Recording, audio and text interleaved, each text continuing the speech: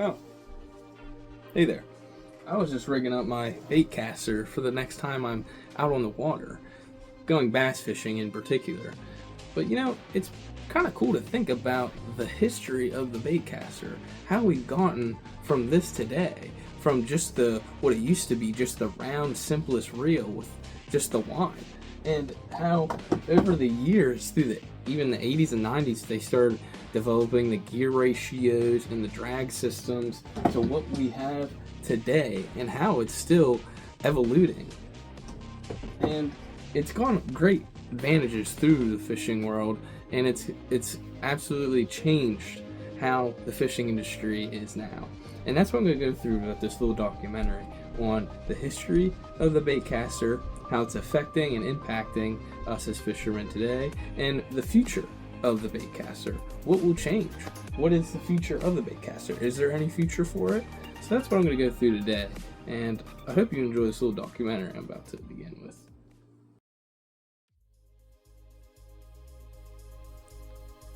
So what is the Baitcaster? Well, the Baitcaster is a fishing reel that is a revolving spool that sits on top of the rod, but typically with the trigger handle like the push button, and designed for casting heavier lures, heavier lines, and some even now for casting more finesse lures, small lures. It's really a wide range of where the Baitcaster goes, from freshwater to even saltwater. It is used now in modern day times in almost every applicable fishing condition, depending on how big the reel is, what it's used for. It all goes in specs. But to sum it up, the Baitcaster, from my experience, and I mostly bass fish, predator fish for pike, walleye, that kind of deal, it is best used for when you're accurately pinpointing where you want your bait to be. You're throwing out your lure right under a tree, you're throwing your lure right under a dock, you're throwing it real far as you can get. The Baitcaster is for you, and it is one of the best ones, I think, to accurately do this and consistently versus the spinning reel. Now, the spinning reel is still good, there's nothing wrong with the spinning reel, but I like using a spinning reel for more of my lighter uses, finesse, something that I'm slowly moving around or letting it sit at the bottom. The Baitcaster is for moving lures, and when you're constantly on the move with different types of lures as well. It goes from big lures to small lures to all types of different actions. The Baitcaster covers that.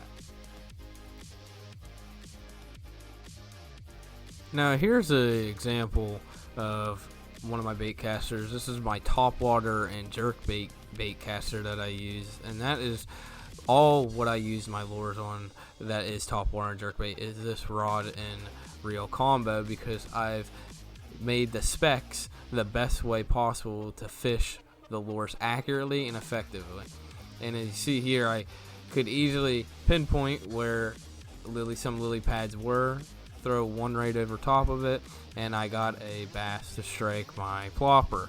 And that is all possible because of the Baitcaster being able to have its accurate and easy castability to be able to pinpoint where I want my bait to be.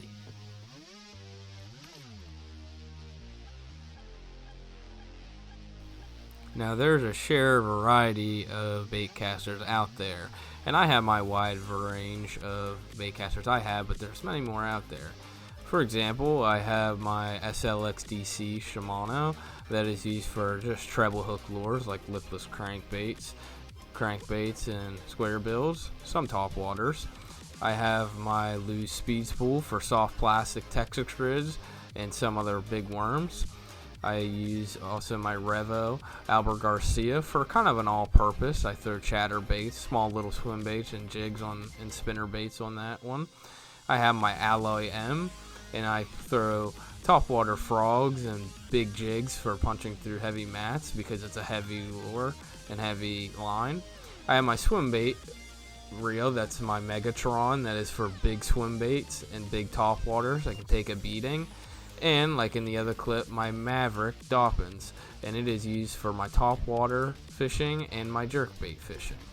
These are all reels that serve their own purpose for each type of application of lures for myself and rods. And when you combine those types, you can get the best outcome of your fishing experience when you get the combinations that best suit your lure and reel. Now we're going to go over to Cheyenne. She's going to explain a little bit of the history of the Baitcaster for us. The first true baitcaster was the Kentucky reel made in 1820. Before this, the evolution of baitcasters began to start around the 1760s and 1770s. This is considered to be the first true reel due to it incorporating an adjustable drag system and a level wind mechanism. Reels have gone through many materials before finding the best lightweight, corrosion-free materials we have today. We went from brass and iron to carbon fiber and titanium, which is a big step. In the 1870s, traditionally, amateur fishermen were using the baitcaster because it was a simple let-go and lock spool system. Nowadays, baitcasters are used by pros and intermediate anglers because they take skill and practice to master how they work their magnets and brakes correctly. The 1970s were revolutionary with the making of gear ratios. Being 5:1, gear ratios indicate how many times the spool rotates for every one turn of the handle. This was the first step to what the baitcaster is today. 5:1 is considered very slow in modern day times, as now there are gear ratios as high as 8:1 or 8:5 and 9:1, and the slower gear ratios being 6:1.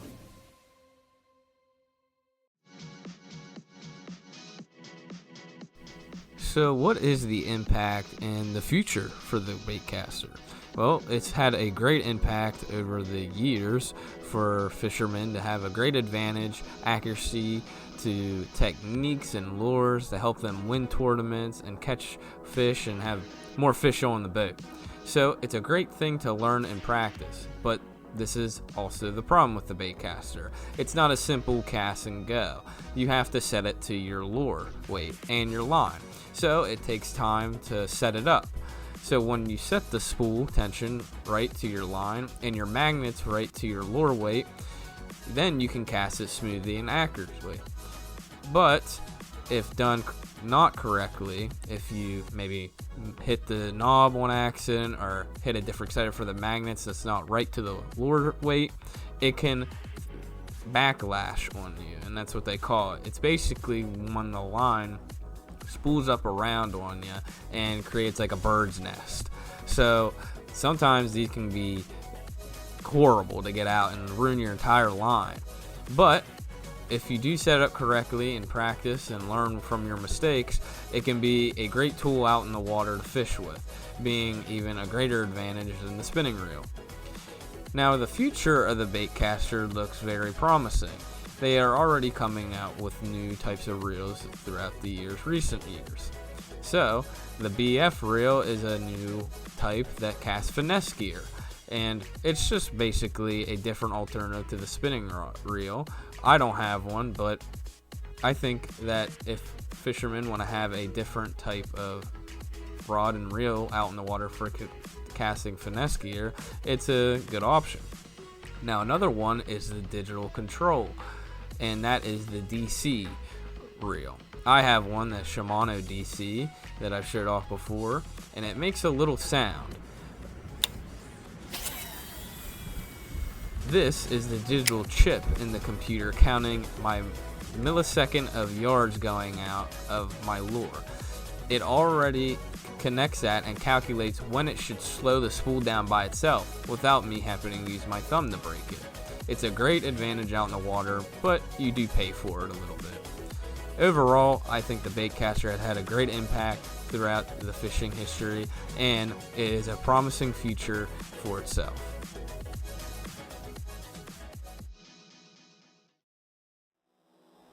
Alright, well, I hope you guys enjoyed this little documentary that we have made, me and Cheyenne, on the Baitcaster here. We went over what the Baitcaster is, the history that Cheyenne went over for us about the Baitcaster, the impact, and the future that holds for this great reel. And I hope you guys enjoyed the video. We'll see you in the next one.